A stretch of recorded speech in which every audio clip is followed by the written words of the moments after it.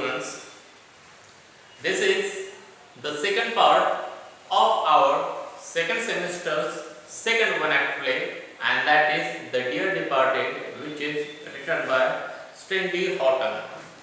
Now in this part we are going to learn about the characters in this one act play and how is the stage setting of this play. So now open your book, page number 134. On this page number, the first point, characters.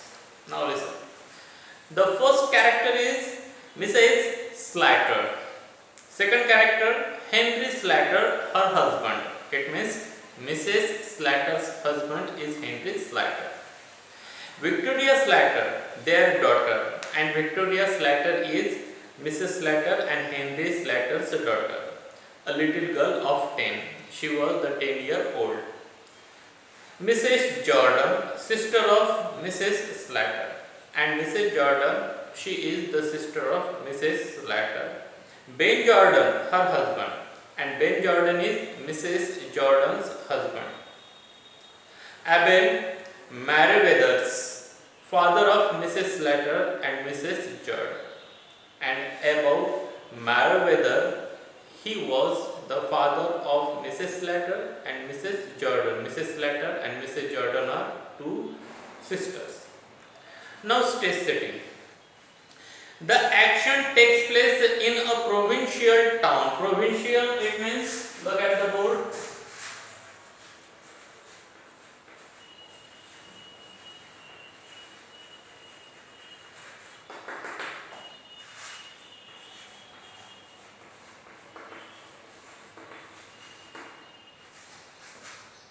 Of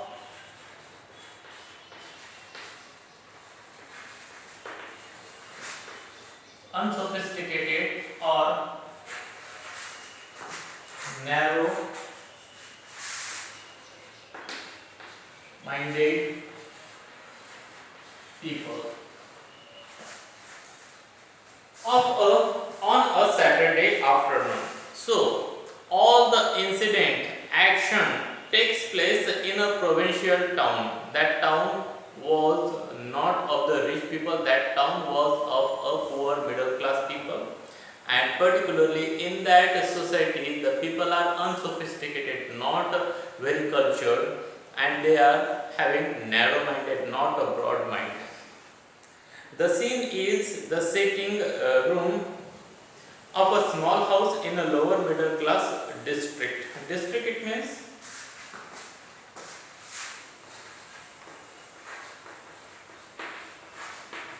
an area of a town. Now here the meaning of district, it means an area of a town, of a provincial town.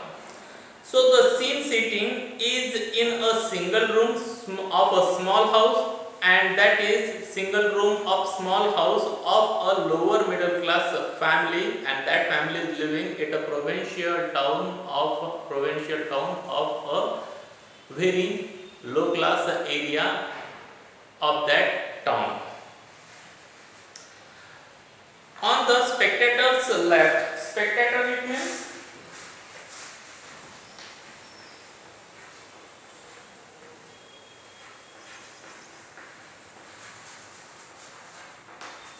audience, is the window with the blinds down. Blind, what is the meaning of blind? Blind, it means a tight fitting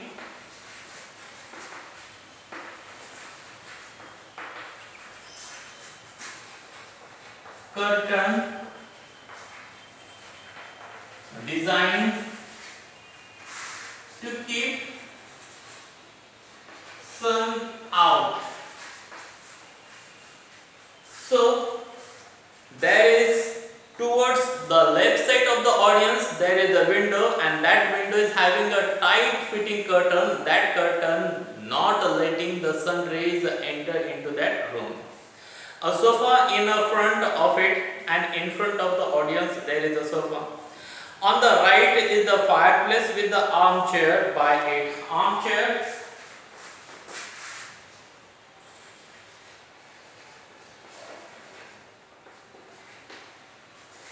a long and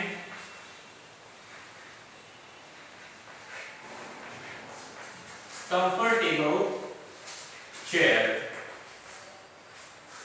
So there was toward the right side there is the fireplace. In the cold area people have a small place to burn fire, and there they shake their body or make their body hot there. So that kind of fireplace they were having there, and near that fireplace there is the armchair, a long comfortable chair was there. In the middle of the wall facing the spectacle is the door into the passage, and there is in the middle of that wall there is a passage, and there is the room, there is the door. That door is showing there is the passage. It means both sides of that free space there are rooms or houses. To the right a sideboard, sorry. To the left of the door a chip. Chip it means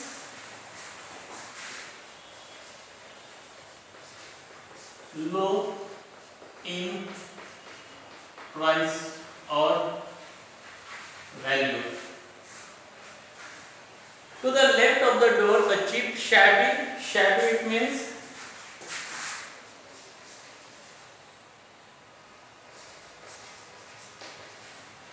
nearly worn out. It means very old. Shabby. Chest of drawer. Chest it means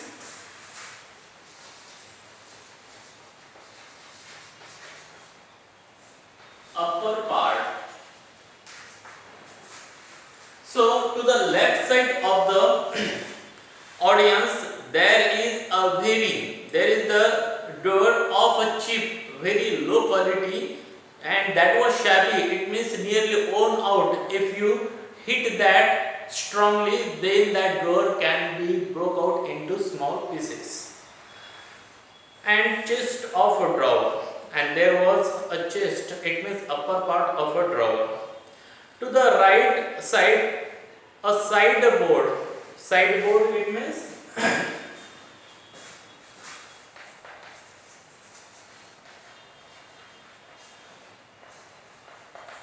dining room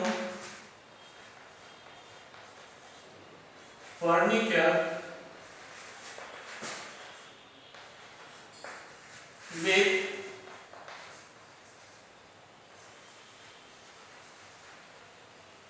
drawers.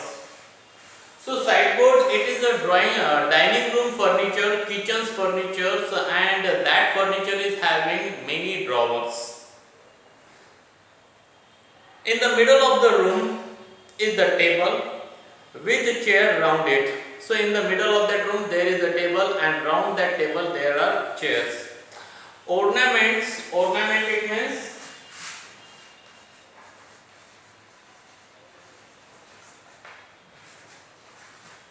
have only decorative value. And cheap American clock are on the mantelpiece in the hearth or kettle. Hearth it means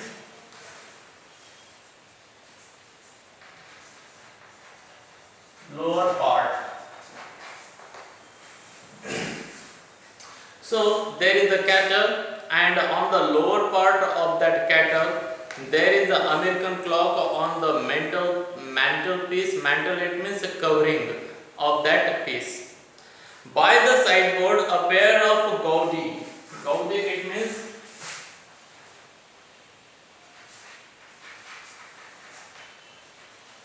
overly bright and showy. Carpet sleeper. A table is part laid for tea.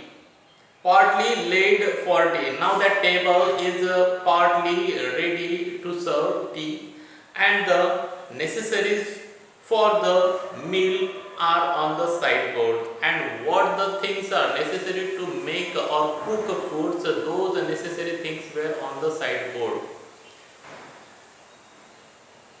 As also are copies of an evening paper. There is a copy of evening paper on the table. Turning to the left through the door takes you to the front door, and if you turn towards the left side, that left side takes you to the front door. To the right upstairs in the passage of hat stand is visible. Hat stand, it means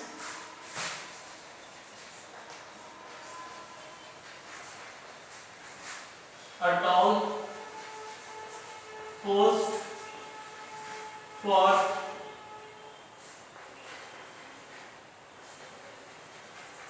hanging hats on. So there is a hat stand.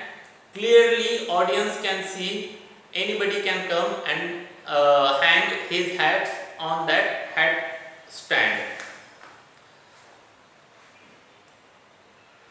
Next paragraph. When the curtain rises, now when the curtain, that cloth, that piece of cloth goes up of the stage, Mrs. Slater is seen lying the table. Lying, it means putting. Lying, it means putting or adjusting. So when the curtain goes up of that stage, that time audience can see a scene that Mrs. Slaughter is putting some things on the table or adjusting things on that table. She is vigorous. Vigorous, it means strong. Vigorous, plump.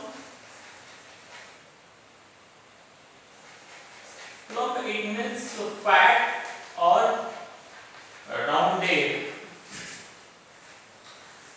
And red-faced vulgar woman. Vulgar, it means rude or ill-mannered.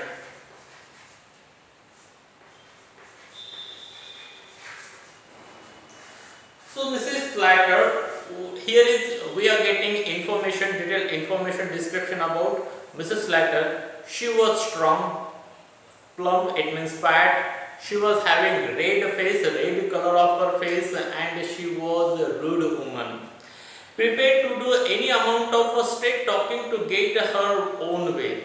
So she wants to live her life with her own way, and for that she is ready to argue with anyone. She is ready to do anything. She is in black. Black, it means in black. It means in despair. It means she is having some kind of nervousness, some kind of problem. But not in a complete mourning. Mourning, it means deep sorrow of a person's death. So she is sad. She was sad, but she is not completely mourning. It means she was not having deep sorrow on any person's death. She listens a moment and then goes to the window. So for a moment, for a while, for some time, little time, she listens something and then goes near to the window. Open it and calls into the street, and she opens the window and calls someone on the street. So this way the stage setting and the starting of the play ends here. We have learned characters and stage setting in this part. So students, in this way this second part ends here. We are going to stop here. Have a good day to all of you. Thank you very much.